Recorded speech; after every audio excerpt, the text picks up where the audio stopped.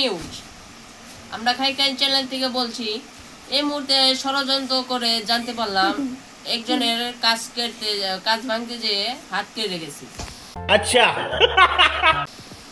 তার রক্ত পড়ছে 50 কেজির মতো। তাই সেই হসপিটালে যে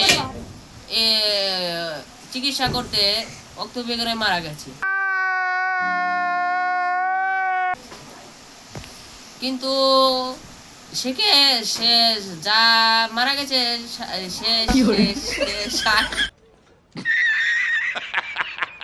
যে মারা গেছে তাকে যদি আপনারা চিনতে পারেন, আপনারা লাইক কমেন্ট করে না দোয়া করে দেবেন।